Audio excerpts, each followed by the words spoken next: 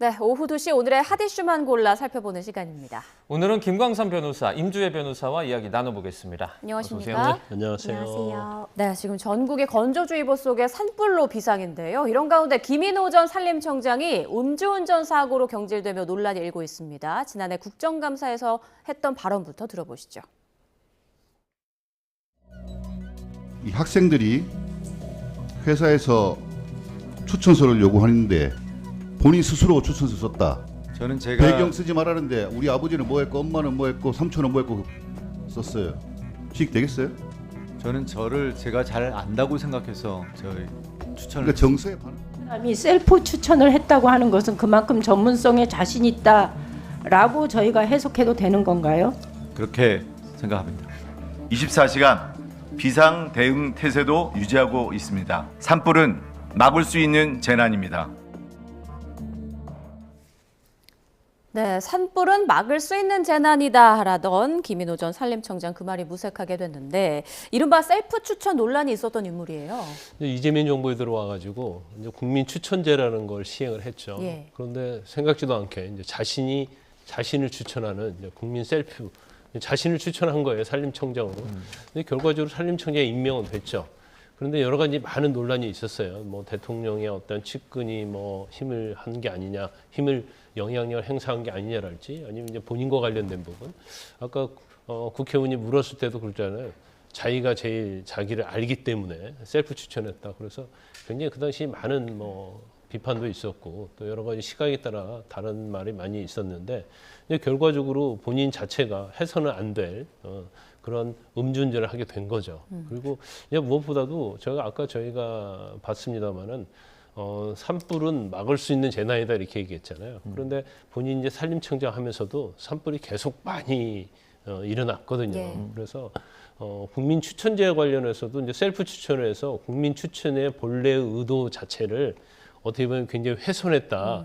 이제 그런 비판을 상당히 많이 받았어요. 그런데 결과적으로 대한민국 역사상 가장 짧게 이제 산림청장으로 재직한 그런 기록을 세우고 결국은 직무에 배제된 거죠. 네. 당시 상황이 담긴 이 CCTV 영상을 보면 정말 더 아찔합니다. 저희가 준비된 영상이 있는데요. 먼저 좀 보여주시면 좋을 것 같은데, 자, 영상을 잠깐 보시면 음주 상태에서 이제 운전을 하다 이렇게 사고를 냈는데, 그러니까 뭐 승용차 버스와 잇따라 또 충돌을 하고 심지어 이게 차가 이제 진행이 될 때 보행자까지 칠 뻔했던 상황도 이제 벌어지기도 합니다. 당시 혈중 알코올 농도 면허 정지 상태였다는 거죠? 그렇습니다. 사고 상황이요. 굉장히 처참해 보입니다. 일단 그보다도 이 청장이 몰고 있던 차량이요. 굉장히 빠르게 보행자를 스쳐 지나가면서 네. 보행자가 정말 한 끗 차이로 이 차량을 피할 수 있었습니다.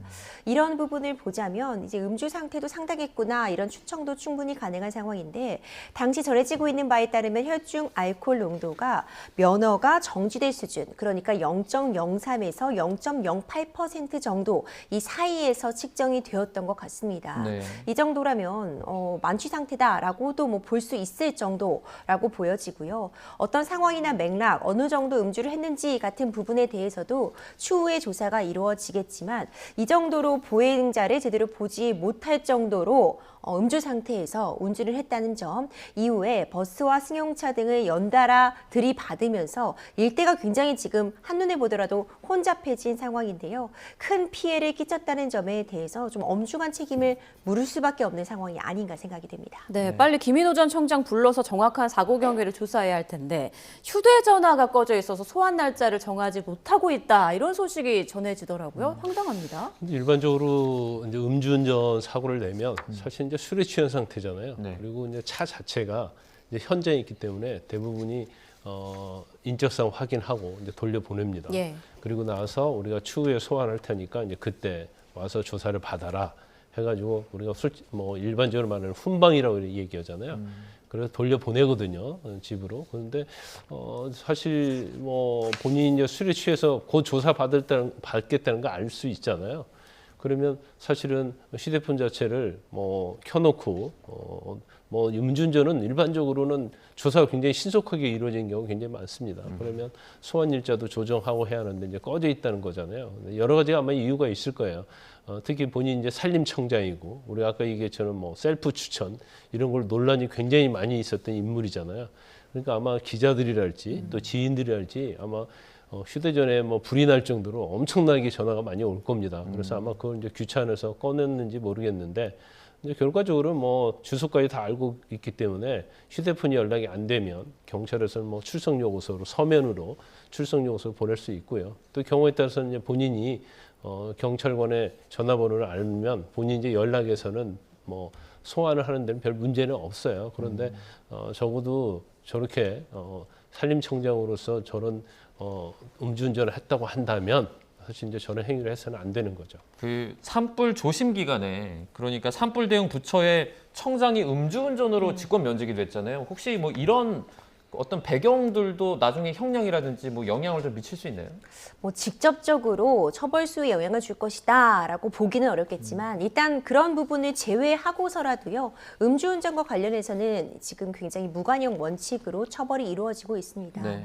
일단 음주 상태만 놓고 보자면 이제 면허 정지 수준이기 때문에 뭐 벌금형이 나올 수도 있는 상황, 뭐 초범이었는지 여부 이런 부분도 확인이 필요해 보이지만 일단 정확하게 피해 규모가 아직까지는 집계가 되고 있는 부분이어서요.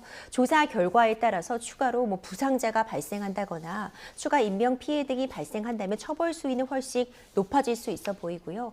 일단 원 스트라이크 아웃 공직자들에 대해서 한 번의 잘못이라도 곧바로 이에 대한 대응이 있어야 된다라는 취지에 따라서 직권 면직되었기 때문에 일단 산림청장으로서 굉장히 지금 부적절했다. 특히 지금 산불로 우리나라가 몸살을 앓고 있는 이 시점에 음주운전 굉장히 부적절했다는 도덕적인 비난 역시 가해질 수밖에 없는 상황입니다. 네, 산불 위기 상황에서 이제 산림청장이 공석이 된 건데 빨리 이 자리도 채워줘야겠다라는 생각이 드네요. 자, 다음 이슈로 넘어갑니다. 전직 매니저들에게 갑질을 하고 불법 의료 행위를 받았다는 의혹 등을 받는 방송인 박나래 씨가 피의자 신분으로 경찰에 첫 조사를 받았습니다. 조사 뒤에 박나래 씨 모습 함께 보시죠. 매니저 갑질 혐의 인정하십니까? 그건 뭐 조사를 통해서 차후에 또 밝혀질 부분이라고 생각합니다. 매니저들에게 술잔 던진 적 있습니까? 일단은 오늘 조사관님 조사에서 성실히 또 임했고 사실이 아닌 부분에 대해서는 또 바로 잡아야 되고 또 아마 바로 잡을 예정일 것 같습니다. 네, 일단 저의 불편한 사안들로 다시 한번 심력 끼쳐드린 점 사죄드립니다. 막걸리 학원에서 근황이 포착이 되면서 박나래 씨의 일상생활 자체가 불가능할 지경에 이르렀는데요. 측근들에 따르면 정신적으로 극도로 불안해해서 집 밖 외출 자체가 어려워졌을 뿐만 아니라 극심한 스트레스로 인해서 머리털이 한 움큼 이상 빠져나갔다고 합니다.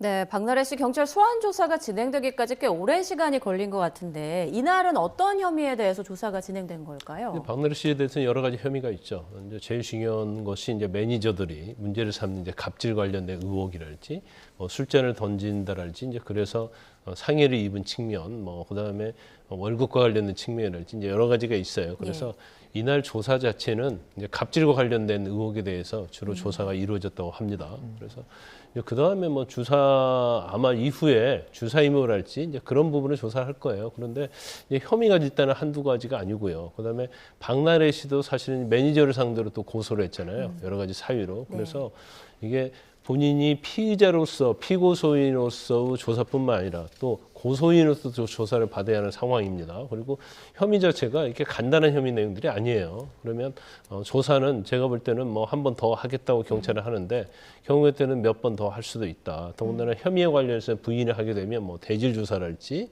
아니면 추가적으로 증거가 필요한 경우에는 또 여러 번 소환해서 조사를 할 수 있습니다. 네.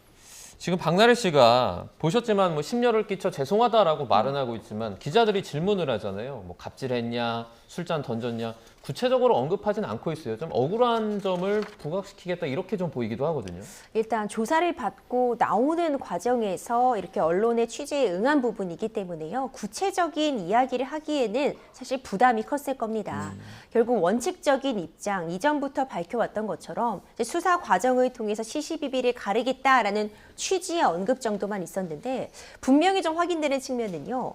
잘못된 부분, 사실관계가 다르게 알려진 부분에 대해서는 바로 잡을 것이다라고 분명하게 언급을 하고 있어요. 네. 구체적으로 어떤 부분인지 지금 이야기가 나오고 있는 것처럼 전 매니저들에게 뭐 물잔을 던져서 뭐 상해를 입힌 부분이라던가 각종 갑질 의혹 중에 어느 부분이 잘못됐다는 것인지에 대한 언급은 피했지만 적어도 수사기관에서 입장이 다른 부분에 대해서는 정확하게 정리하고 가겠다라는 그런 결혈한 의지는 충분히 읽혀지는 것 같고요. 비교적 담담한 태도로 좀 조사를 받고 나온 것처럼 보여집니다. 근데 앞서 언급해 주신 것처럼 일단 첫 번째 조사이기도 했고 많은 부분이 논의가 되진 않았습니다. 뭐 8시간 정도 장시간이라고 해도 뭐 조서를 열람하는 시간 같은 부분을 빼면 워낙 많은 혐의이기 때문에 충분한 조사가 이미 이루어졌다 보기는 어렵고 앞으로 추가적인 조사가 좀 불가피해 보이고요. 결국 박나래 씨 입장에서는 워낙 많은 의혹들이 제기가 되고 있기 때문에 제대로 수사기관에서 시시비비를 가려보겠다. 그 가운데 뭐 문자 내용이라던가 통화 녹음 등 다양한 증거들이 제출되지 않을까 생각이 됩니다. 네, 오랜만에 이렇게 공식의 석상에 이렇게 얼굴을 드러낸 박나래 씨였는데 박나래 씨가 조사를 마치고 나오면서 미소를 짓는 듯한 모습이 포착되면서 온라인에서는 지금이 좀 웃을 상황이냐 이런 지적도 나오기도 했습니다. 이런 상황을 좀 어떻게 봐야 할까요? 근데 이제 문제가 된 다음에 한 2달 정도 지났잖아요. 그래서 이제 본인 입장에서 보면 철저하게 준비를 했을 가능성이 크다. 그 경우에 따라서 이제 우리가 생각하는 것보다도 법률적으로 정리를 해보니까 내가 무슨 잘못을 했다 하더라도 처벌받을 것은 그렇게 많지 않다. 이제 그런 생각했을 가능성이 크다고 봐요. 예. 무엇보다도 아마 본인의 어떤 준비를 철저히 한 거에 대한 좀 자신감 이런 것들이 사실은 뭐 지금 말하는 태도에서 제가 볼 때는 나오고 있지 않나 싶습니다. 그런데 사실 뭐 여러 가지가 있지만 특히 이제 주사 의무와 관련된 부분이랄지 또 이와 관련돼서 또 다른 뭐 연예인이랄지 동료와 관련된 부분 이런 것들이 상당히 이제 문제가 될 가능성이 커요. 예. 그리고 또 매니저들의 어떤 주장이 어느 정도 받아들이냐에 따라서 처벌의 수위 자체도 경우에 따라서 굉장히 무거울 수 있거든요. 그런데 일반적으로 뭐 변호사들로 상담하고 그러면 자신들이 상당히 유리한 방향으로 얘기하는 경향이 좀 있거든요. 그래서 그런 거에 좀 고무되어 있지 않는가. 그리고 일단은 이제 뭐 언론에서 이야기를 하면 사실은 뭐 잘못했다는 거에 대해서 이제 예를 들어 10가지 잘못이 있다고 한다면 뭐 한 3-4가지는 잘못한 게 있을 거 아니에요. 그러면 이 3-4가지에 중점을 둬서 굉장히 사과를 하는 내용을 해야 하는데 결과적으로 자기가 잘못한 거에 비해서 조금 억울한 부분에 중점을 둬서 얘기를 한다는 거예요.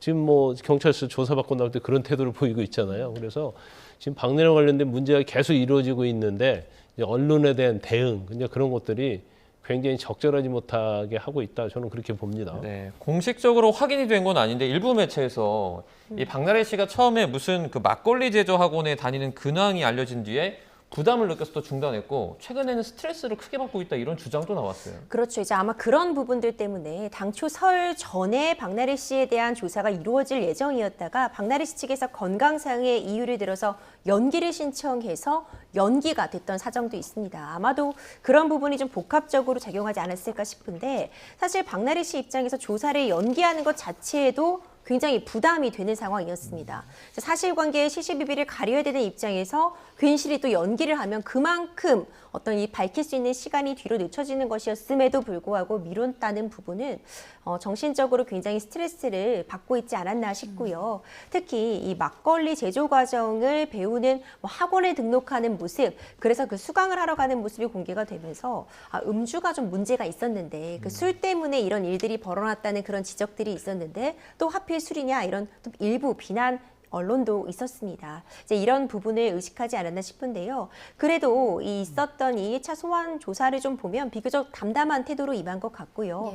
앞으로 두세 차례 정도는 더 있을 수도 있지 않을까라는 예측들도 나오고 있는데 뭐 주사 임무 같은 부분, 무자격자 의료행위 같은 부분은 사실 굉장히 많은 중요성을 갖고 있고 본인 역시도 처벌될 가능성도 지금 이야기가 나오고 있기 때문에 앞으로는 좀 성실하게 조사를 계속해서 임하지 않을까 생각이 됩니다. 네, 추가 조사에서 또 어떤 입장을 밝힐지도 계속 좀 지켜보고 전해드리겠습니다. 자, 그룹 DJ DOC 다들 아시죠? 여기에 김창열 씨가 일본을 찾았다가 돌연 입국을 거부당했습니다. 그 이유가 뭘까요? 화면으로 함께 보시죠. 사단법인 독도사랑운동본부가 어제 공식 SNS에 올린 글입니다. 독도 홍보대사인 김창열 씨와 함께 시마네현에서 일어나고 있는 독도 역사 왜곡 현장을 둘러보기 위해 일본을 찾았는데 요나고 공항에서 입국 심사를 받던 중 입국을 거부당했다는 내용입니다. 공항 측에서는 김창열 씨의 1999년 음주 전력을 이유로 들었지만 김 씨가 지난해 개인적으로 일본을 찾았을 때는 문제없이 입국을 했었다는데요. 이를 미뤄보아 이번 입국 거부는 다케시마의 날을 맞이해 독도 인사의 방문을 막으려는 일본의 정치 보복이자 표적 심사라고 주장했습니다. 시마네현은 1905년 2월 22일 일방적으로 독도를 행정구역에 편입하는 공시를 하고 100주년이 되는 2005년 3월 다케시마의 날 지정 조례를 만들었습니다. 이후 매년 2월 22일을 다케시마의 날로 정해 기념 행사를 열고 있는데요. 한국 정부는 다케시마의 날 행사를 즉각 폐지할 것을 촉구하며 일본이 독도에 대한 부당한 영유권 주장을 되풀이하는데 강력히 항의한다는 입장을 밝혔습니다. 자, 지금 공항 측에서는 김창열 씨의 음주운전 전력을 문제 삼았다고 하는데 음주운전 전력으로 입국이 거부당할 수도 있는 건가요? 근데 일반적으로 이제 입국 거부 사유가 있죠. 그래서 뭐 국가의 안위랄지, 이제 안보에 위협이 된다랄지, 아니면 이전에 어떤 범죄 행위가 있다랄지, 이제 그런 경우에 있어서는 구체적으로 뭐 나이를 안 치면 이제 추상적으로 입국 거부할 수 있는 규정들이 각 나라마다 있어요. 우리나라도 마찬가지고요. 그런데 음주운전 전력이 27년 전에 있었던 거잖아요. 네. 그렇기 때문에 이걸 가지고 입국 거부를 한다. 이건 이제 이해할 수 없는 거고.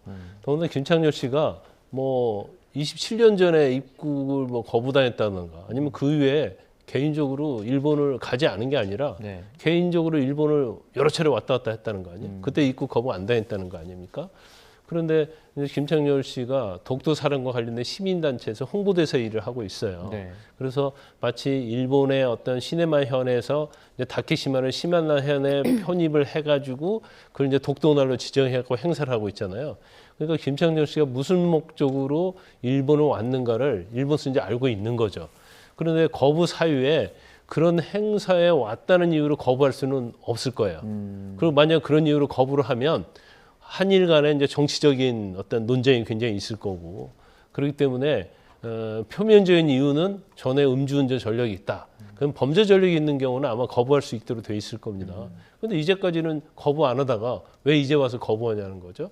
그럼 김창열 씨가 지금 가는 이유는 다케시마나를 뭐 기념을 한다고 하니까 거기 가서 얼마나 역사가 왜곡돼 있는지 그걸 취재하러 간다는 거 아니에요. 네. 그걸 일본에서 알고 있는 거예요. 그래서 이걸 막기 위해서 거부를 했는데 표면적으로는 전과를 이유로 음주 전과를 이유로 삼았다 이렇게 볼 수 있는 거죠. 네, 말씀을 들어보면 좀 석연치 않은 부분이 있는데 김창열 씨와 함께했던 시민단체 관계자가 이렇게 문제가 생기니까 그 영사관에 도움을 요청했는데 도움을 못 받았다 그래요?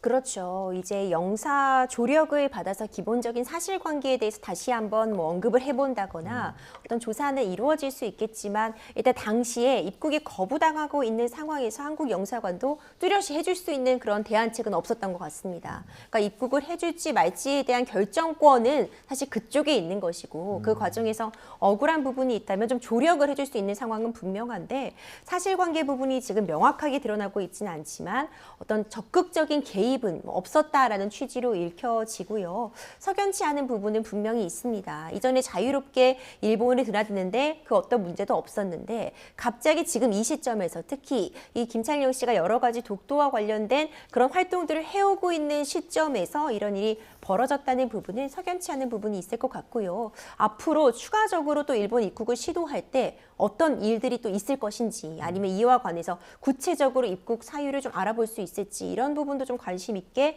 지켜볼 필요가 있을 것 같습니다. 네, 3.1절을 앞두고 또 이런 일이 발생해서 한일 간 또 갈등이 또 불거지는 건 아닌가 하는 우려가 생기는 대목입니다. 자, 다음 이슈도 보겠습니다. 흉기를 휘두른 남성이 차량을 타고 도주했다는 신고가 접수됐는데요. 현장에 출동한 경찰이 맨주먹으로 유리를 깨고 용의자를 잡았습니다. 직접 함께 보시죠.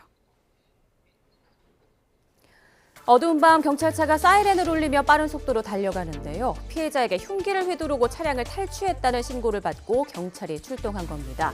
곧이어 용의 차량을 발견했는데 경찰의 정차 명령에도 무시하고 도주를 이어갑니다. 잠시 뒤 신호에 걸리자 경찰이 다급하게 차량으로 뛰어가는데요. 운전자는 차문을 열지 않고 이렇게 앞뒤로 움직이면서 끝까지 도주를 시도합니다. 화면 오른쪽에서는 경찰관이 창문을 3개 두드리고 있고요. 운전석 쪽에 있던 형사는 맨주먹을 냅다 휘둘러 유리창을 깨버립니다. 네, 힘이 대단한데요. 결국 운전자는 긴급 체포됐고 위험천만한 도주국은 막을 내렸습니다. 네, 경찰이 맨손으로 차량 유리창을 부수고 제압하는 장면, 영화 속의 마동석 같다 이런 좀 느낌이 드는데요. 원칙적으로 저런 경우가 없죠.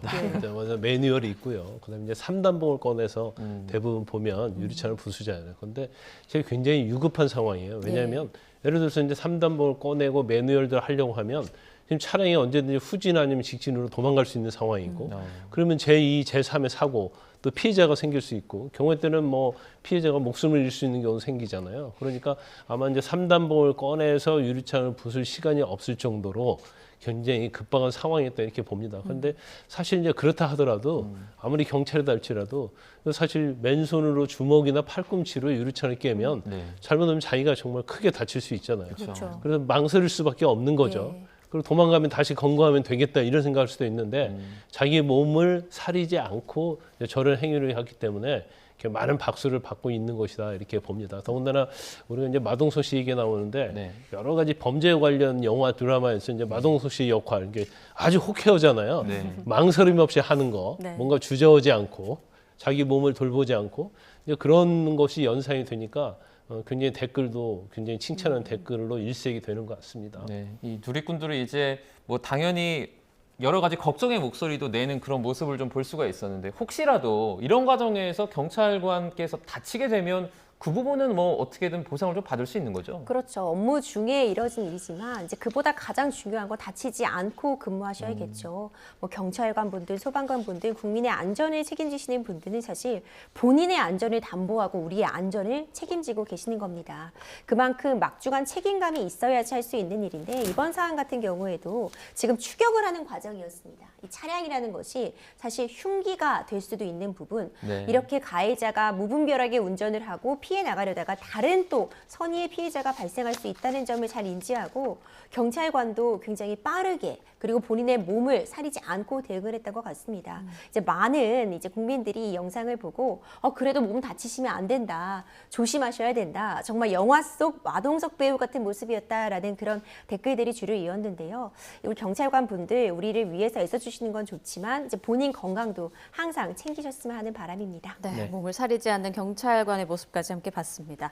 자, 다음 저희가 준비한 마지막 이슈인데요. 유튜버 전한길 씨가 주최하는 3.1절 기념 자유음악회가요. 개최 전부터 법적 대응 예고로 논란을 빚고 있습니다. 어떤 내용인지 확인해 보시죠. 전한길 씨는 어제 자신의 유튜브 채널에 3.1절 기념 자유음악회라고 적힌 포스터를 띄웠습니다. 커다란 태극마크 위에 일시와 장소, 출연진들이 나와 있는데요. 자세히 보면 이재용 아나운서 사회에 공연에는 가수 태진아 씨 등 유명인들이 나오는 걸로 적혀 있습니다. 그런데 이에 대해 태진아 씨 측이 발끈했습니다. 입장문을 통해 3.1절 기념 자유음악회에 출연하지 않는다면서 정치적 행사를 일반 행사라고 속여 일정을 문의한 행사 관계자를 명예훼손으로 고소 고발할 것이라고 밝힌 겁니다. 곧이어 이재용 아나운서도 행사의 성격을 인지하고 바로 사회를 볼 수 없다고 연락했다고 하고 소프라노 정찬희 씨도 SNS에 저는 이 공연에 출연하지 않는다고 전했는데요. 출연진들의 무더기 불참 통보에 전한길 씨는 오늘 SNS를 통해 아무도 안 오면 혼자서라도 윤석열 만세를 목 놓아 외치겠다라고 밝혔습니다. 네, 지금 뭐 가수 태진아 씨, 아나운서 이재용 씨, 소프라노 정찬희 씨까지 콘서트 출연을 부인하고 있는 상황인데 일단 태진아 씨 측에서는 법적 대응까지 예고한 상황이에요. 일단 저 행사 자체의 취지를 섭외를 하려면 알려주는 게 맞죠. 더군다나 이게 일반적인 음악회가 아니잖아요. 뭐 예술적 음악회도 아니고. 네. 그러면 저건 정치적 음악회단 말이에요. 정치 음악회는 자기의 어떤 성향, 자기의 정체성과 관련되기 때문에 연예인들이랄지 출연자에게는 이건 전환길이가 하는 콘서트고 음악회고 이건 윤석열 만세를 부르는 콘서트다 이렇게 알려줘야 하는 거 아니에요? 그리고 거기에 대해서 나는 나가겠다는 사람을 해야 하는데 네. 지금 문제를 삼고 있는 사람들의 대부분 특징이 이게 전환길 콘서트인지 몰랐다는 거잖아요. 예. 그리고 이게 그냥 일반적인 음악회가 아니다는 거죠. 그래서 아무도 나오지 않으면 본인이 나가서 윤석열 만세를 부르겠다 이런 얘기를 하고 있잖아요. 근데 저런 음악회에 누가 나가겠습니까? 근데 결과적으로 혼자 가서 이제 만세를 부를 수밖에 없는 상황이 되지 않을까 하는 저는 생각이 들어요. 그래서 저거 자체에 대해서 지금 태진아 씨는 명예훼손을 고소하겠다고 하는데 근데 사실은 저게 명예훼손 될지 여부는 좀 불투명한 측면이 있죠. 어떤 구체적 사실을 적시해서 명예를 훼손을 해야 하는데 음악회에서 자기의 의사와 다르게 자기가 알지 못하는 내용을 고지를 하지 않고 했는데 거기에 내 이름을 올렸다고 해서 이게 이제 명예훼손이 될 것인가? 이제 경우에 따라서는 뭐 될 수도 있겠죠. 그렇지만 일반적인 명예훼손죄와는 양상이 좀 다르다. 그런데 다른 뭐 출연자들도 전혀 저게 전환길 씨 하는 음악회인지 몰랐다고 그러잖아요. 아마 출연자들 입장에서는 이제 섭외가 들어왔고 일반적인 음악회라고 하니까 그러면 시간과 출연료 이런 거에 대해서 관심이 좀 있었을 거예요. 근데 만약에 저희 전환길 씨가 하는 음악회라고 했다면 자신들이 절대 출연할 이유가 없다는 취지로 얘기를 하고 있기 때문에 네. 뭐 제가 볼 때는 저 음악회는 하기가 굉장히 어려운 상황이 아닌가 싶습니다. 네. 만약에 이제 뭐 법적인 공방으로 번진다면 조금 전에 명예훼손 가능성은 조금 낮다 이렇게 좀 말씀해 주셨는데 뭐 예를 들어서 뭐 약간 사기라든지 이런 걸로 좀 혐의를 다툴 가능성은 없나요? 전 초상권에 따른 어떤 민사 배상 청구 같은 부분이 있을 수도 있어 보입니다. 네. 뭐 많은 액수가 인정되기는 어려워 보이겠지만 지금 이재용 아나운서도 음악회로 알고 있었는데 이에 관해서 이런 정치적인 목적의 전환길 씨가 주최하는 행사임은 모르고 참여 의사를 밝혔다고 이야기를 하고 있기 때문에 네. 포스터가 굉장히 중요할 것 같은데요. 사회를 누가 보고 있다, 태진아 씨가 출연한다 이런 부분 사실 초상권이 문제될 수 있는 부분이기 때문에 이런 포스터가 공개돼서 어떤 명예훼손적인 부분이 있었고 뭐 손해를 입었다라는 부분을 주장해 볼 수는 있을 것 같은데 앞서 언급된 것처럼 어떤 실효적인 구제 수단이 되긴 어려워 보이고요. 물론 이후에 이런 사진들은 좀 삭제를 하고 포스터가 새롭게 만들어진 것 같지만 제대로 이 행사의 성격을 인지하지 못하고 참여 의사를 밝혔던 분들에게는 정말 일정 부분이라도 손해가 갈 수밖에 없었던 상황이 아닌가 생각이 됩니다. 네, 지금 일부 언론에서는 예매율도 저조하다 뭐 이런 소식을 전하고 있는데 앞으로 이 콘서트가 순조롭게 진행될 수 있을지 좀 두고 봐야겠습니다. 지금까지 김광산 변호사, 임주혜 변호사와 이슈들 짚어봤습니다. 고맙습니다. 고맙습니다.